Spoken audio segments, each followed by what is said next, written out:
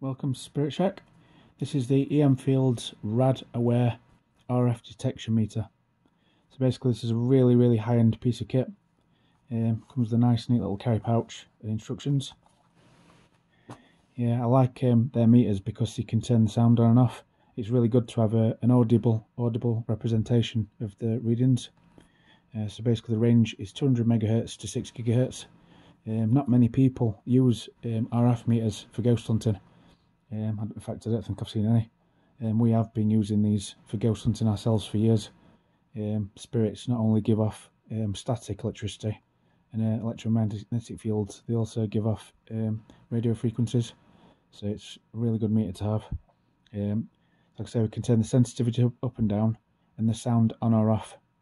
So the sensitivity dial's here, and this is the power switch. So you turn it on once, that turns it on without sound. And we've got the sensitivity here, and it'll tell you high, medium and low. So I'll turn the sensitivity down to medium. I've turned that down to minimum there, minimum sensitivity. So obviously I can put it near my phone, and it's picking up the radio frequencies that my phone's giving off. It's come back down to low. I mean, even right there, it's still picking up something from my phone. That's how sensitive it is. And obviously the sensitivity, if I increase that, it'll probably go to red. Yeah, there we go. Right, and now for the fun bit, we'll try the sound.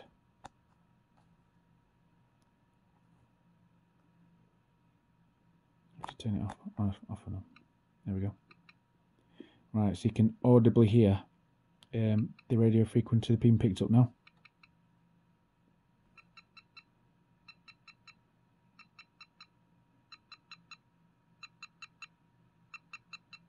If we turn the sensitivity up,